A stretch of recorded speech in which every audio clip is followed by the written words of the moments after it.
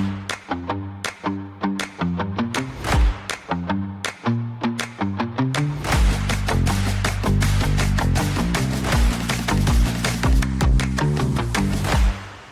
everyone, I'm Sophie Milburn, editor of the MSP Channel Insights portfolio, and I'm joined today by Bill from ExaGrid. Bill, could you introduce yourself, your role at ExaGrid, and give us a little bit of an overview of the company itself? Sure. I'm Bill Andrews. I'm the CEO of ExaGrid. ExaGrid is focused on selling backup storage behind key backup applications such as Veeam, Rubrik, Cohesity, Commvault, NetBackup, Oracle Admin, Direct, Haiku, and many other backup applications. Fantastic. And I want to say congratulations on winning the Backup and DR Innovation of the Year, the Storage Hardware Innovation of the Year, and Storage Vendor of the Year at our recent MSP Channel Awards evening. So what does that kind of recognition mean for you and ExaGrid and your kind of MSP partners? A whole bunch of things. One is we work hard, of course, as we are the only company focused just on backup storage. So we wake up morning, noon, and night adding features, functionality to the product to be able to work better in backup, where our competitors, the large primary storage players, just take their primary storage products and put them behind backup.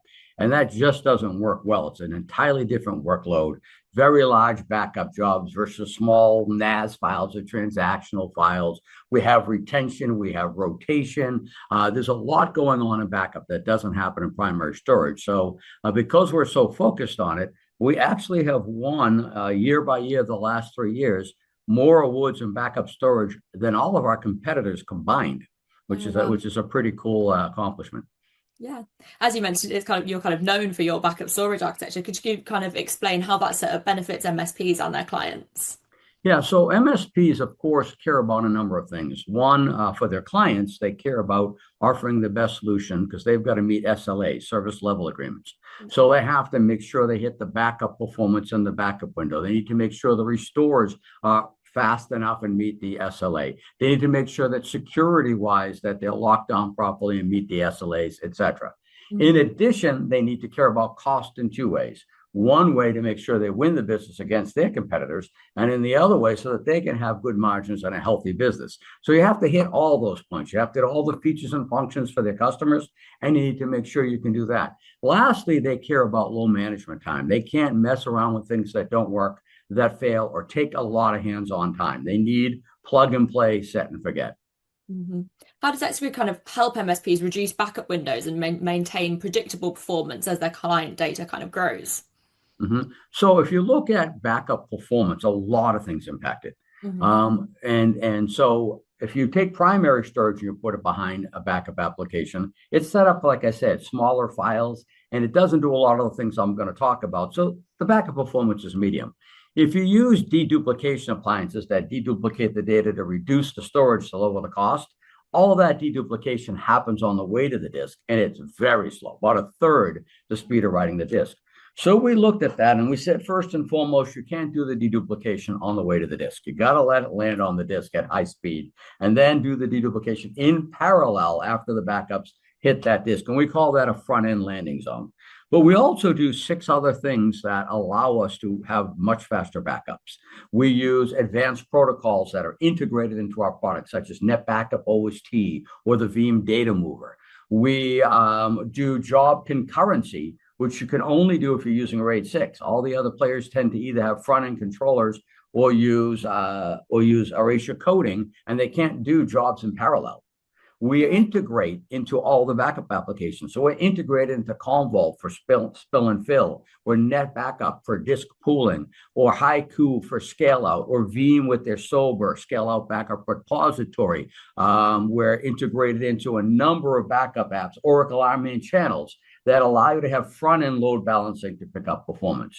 We use our replication, which is more WAN efficient, to do the replication from the primary site to the disaster recovery site, which takes the load off the backup application and makes the backups even faster. And we also do the encryption in hardware in nanoseconds built in to the disk drives themselves, which is much faster than doing it in software. And so all these types of things that we're doing are also optimized for large backup jobs. We're not optimized for small jobs. We're optimized for somebody sending number of directories in a single backup job to us. So we tweak and tweak and tweak and tweak and add and add and add to do things to make up backups faster. Fantastic. Ransomware protection is also kind of on the top of mind for many MSPs. So Mhm. how does ExaGrid security features like retention lock and immutable storage kind of help MSPs safeguard their clients with this? Yeah, so we have a thing called a security shield that has more, of course, than just ransomware recovery, right? SMB signing, TLS search, dual roles, et cetera, RBAC control. And at this point, there is not a single security feature that a customer asks for that we don't have. So first of all, we lock down the system through many ways. And it took us years to get there, right? Customers keep asking for things. We kept adding them. And one day we arrived at, hey, look, the list is complete for now until a new one comes up. Yeah. But on the case of ransomware, it's a tricky thing because if you make the data immutable only, then you can't delete it if you want to lower your retention to reclaim some space, whatever, gives you no flexibility in doing that.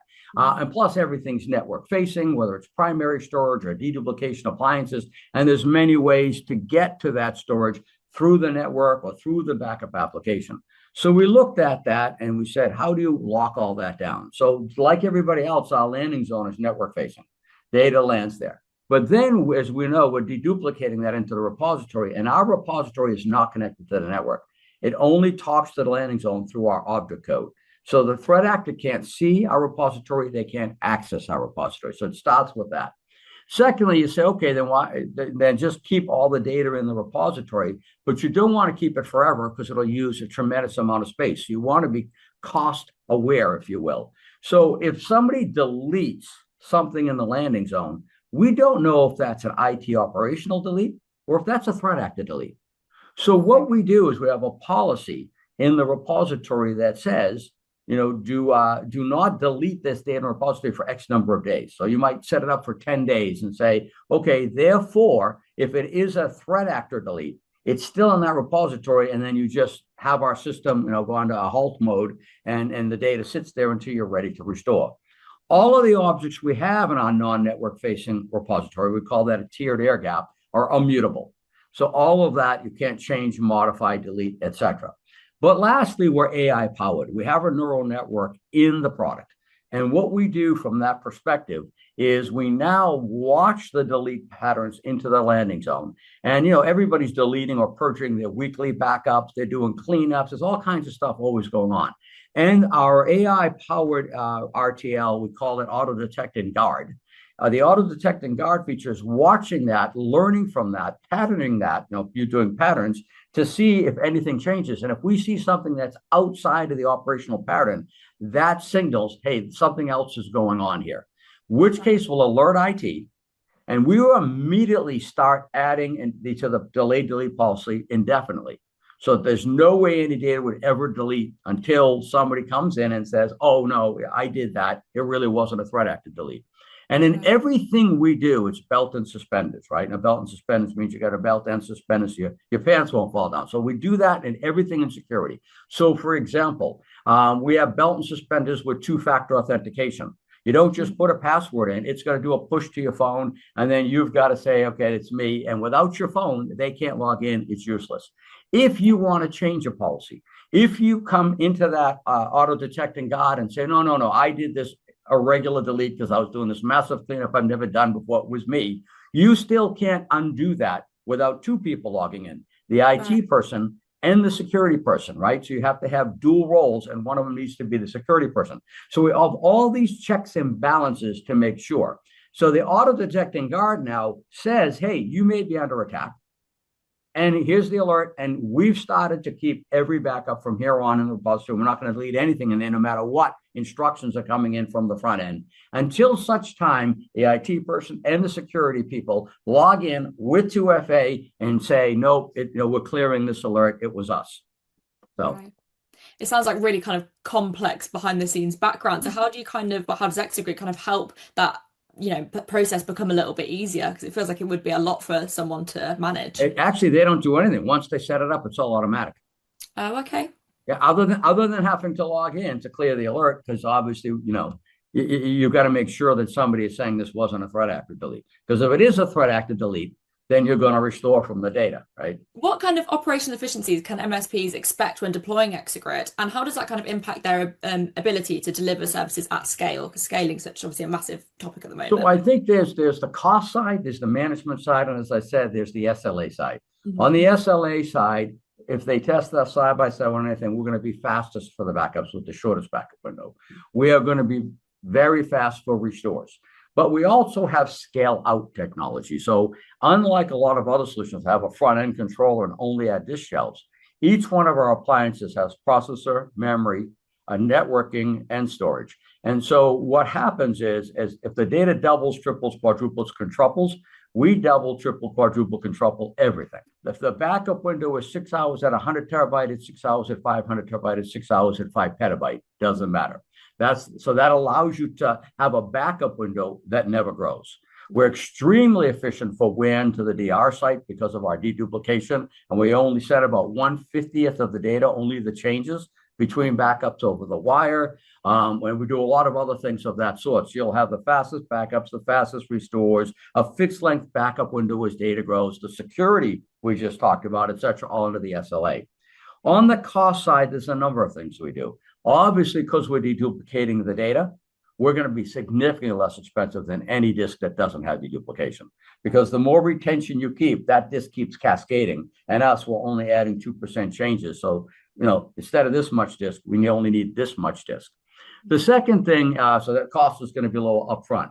Over time, we have a price protection program for 5 years that the appliances, the price you pay upfront, won't change for 5 years. That is absolutely huge for MSPs because they need to plan their business and they need to know their forward costs because they do multi-year contracts with customers. Yeah. So they know that that's their price for 5 years and we can't raise it on them.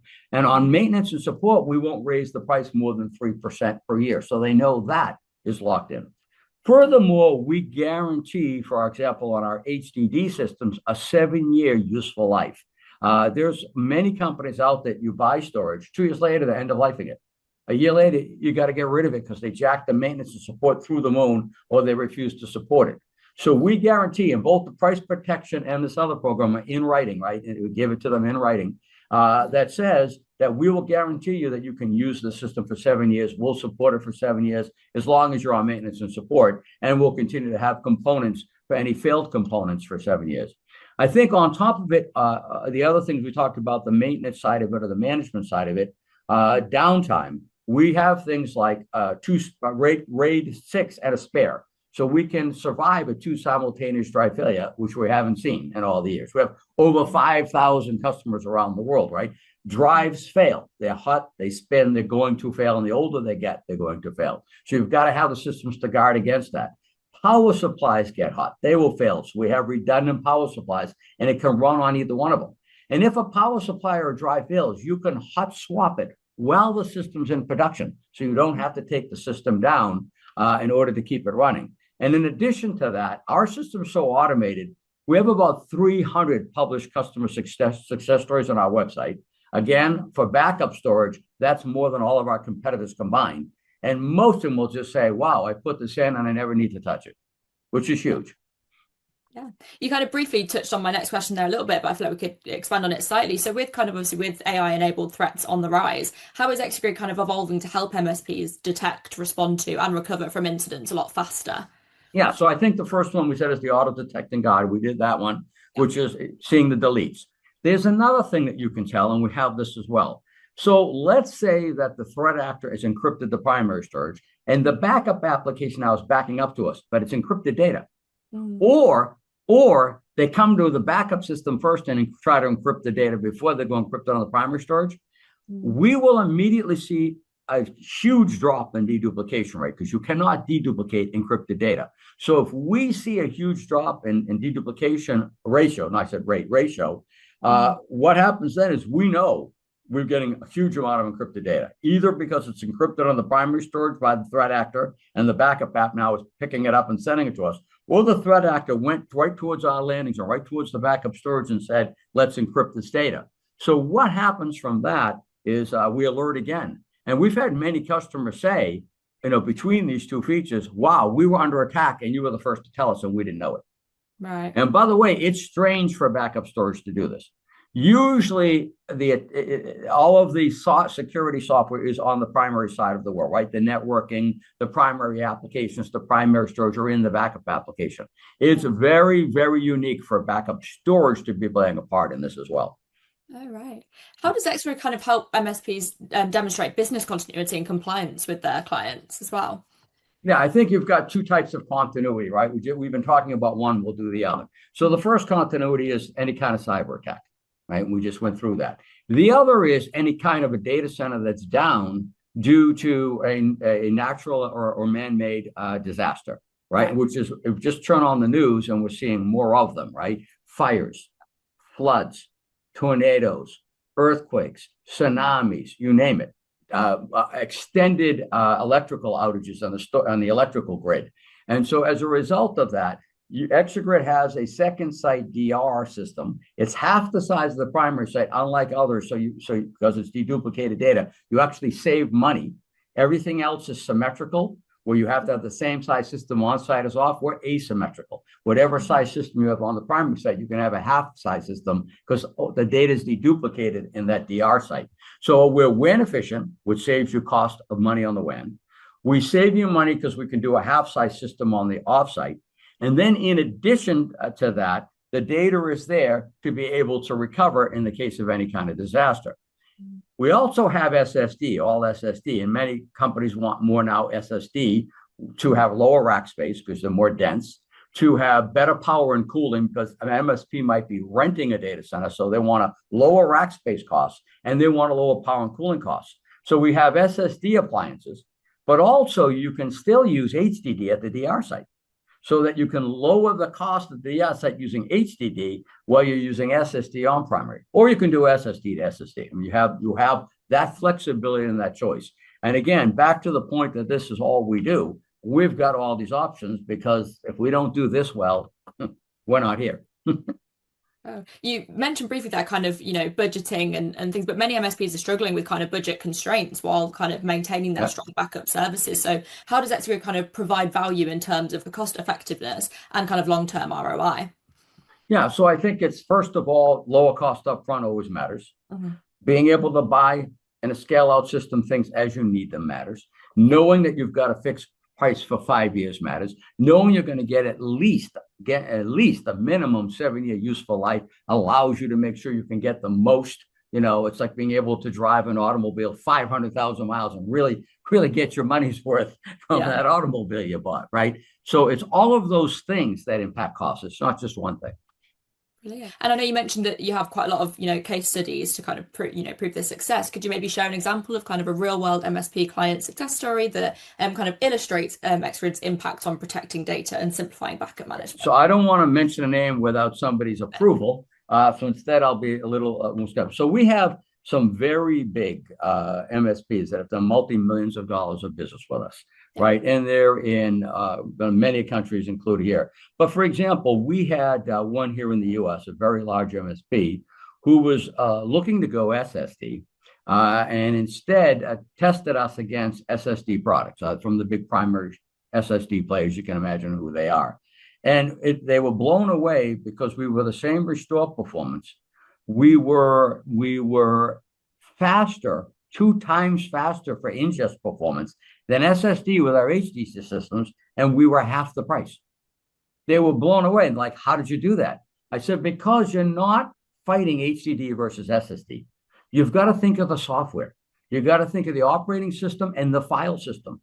Those systems aren't good at large backup jobs. They're not doing job concurrency. They're not using advanced protocols. They're not integrated to the job management capabilities of the backup applications. They're having the software backup app do the replication. They're having the backup app do the encryption at rest. So this SSD is sitting there going, oh, can you send me some data, please? So everybody just thinks, oh, it's SSD, it's fast. No, you have to have an operating system and a file system with the storage that leverages that use case. Basically, we've added a number of features MSPs have been asking for. So for example, You can set up on our appliances a share per customer. That way you can manage a customer per share. You want to get rid of that customer's data, you just delete that share. And it allows you to really manage customers because you can change features per share. Like one share might be Commvault data, another might be Veeam Data Mover, another one might be Veeam S3, another might be Net Backup NFS data, another, whatever it is. You can have different shares for different customers and manage it that way. But then MSP said to us, I need to know how much data is coming into that share so that I can bill that customer back. And you'll say, well, how hard is that? Customer's got 50 terabyte. I know they get 50 terabyte. No, because the backup app may be compressing or deduplicating that data. So that 50 might come down to 20 or 30 before it hits ExaGrid. In addition, you've got to, what are they keeping? Are they doing incrementals during the week on their unstructured data, but doing fulls on the database data? Are they doing a weekly traditional full, a weekly synthetic full, some kind of, other type of way to pull fulls together? Are they keeping weeklies, monthlies, and yearlies? All of that changes how much data. So we track the amount of data coming in each share and report back to them saying, this customer is actually using total amount, this amount of data. Well, they look and they say, hey, wait a minute, they're paying for less than that. Well, here's the data that you got to go back to them and tell them either delete some or pay you more. Another angle around that is the ability to, on our RTL, we do our ransomware recovery on a per share basis. So if somebody gets attacked and you add 1,000 customers into ExaGrid systems and somebody gets attacked, we're not impacting the production backups of anybody else when we're dealing with that customer from a ransomware recovery perspective, because we do that on a per share basis, right? We also are coming out with a new feature, so I'm kind of pre-announcing here, but that's all right. It's not that far away now. It's next quarter, where we're going to be able to have quota alerts per share. So the customer says, the MSP says, all right, I've got this customer. They got 50 terabyte of data, but they've contracted for 300 with all the retention. And so I'm going to put in for that customer 300 quota. Not only are we going to say they're at 380, but we'll have alerted them when it hit 300 to say they're already at quota. Right, and feed back to them that they're at there. So that, we're going to be doing quoting per share as well. Brilliant. I feel like I've just had an absolute crash course in ExaGrid. So thank you so much for that. And yeah, thank you so much for your time answering all these questions.